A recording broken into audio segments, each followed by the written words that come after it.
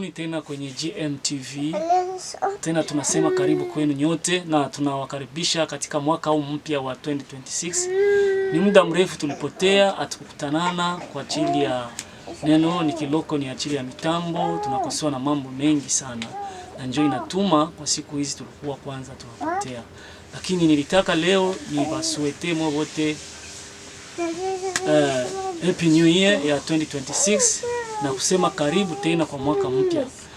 Na jambo la muhimu ni kuendelea kumuomba Mungu ambaye ametupatia nguvu na fursa na kutukopesha tena muda wa kufikisha huu mwaka. Maana mwaka jana najua ulikuwa ni mwaka mgumu kwa wengi, hata kwangu pia.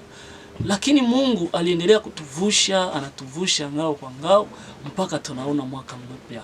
Tunasema asante kwa Mungu, ametulinda na maajali, alitulinda na magonjwa, wengine walikufa na njaa. Mungu aliendelea kutenda miracle kwetu. Lakini wasuete Happy New Year 2026. Tuendelee kumtumikia Mungu kama Wakristo, tukumbukane. Na lingine nilitaka kusema, mimi ni mwanadamu na turu mingi, tunaongea mengi, tunatania, tunacheka. Lakini kunafika wakati mwingine mitani, cheko, furaha inaleta huzuni kwa wengine na wengine wanajisikia mioyo sijui niseme namna gani, nao naenda kusema tusameane.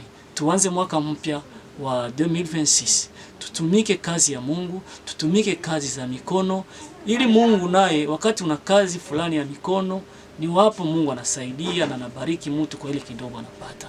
Acha mwaka huu wa matumaini, acha mwaka huu wa mabadiliko kiroho na kimwili.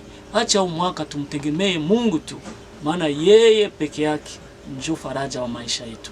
Mwanadamu, mali, waliokuwa karibu sana hawana faraja kama iliyo ndani ya Yesu.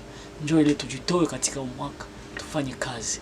Nikiwaambia nyote mwaka wa mpya wa heri na furaha na mabadiliko, na Mungu endelee kuwabariki nyote. Amen.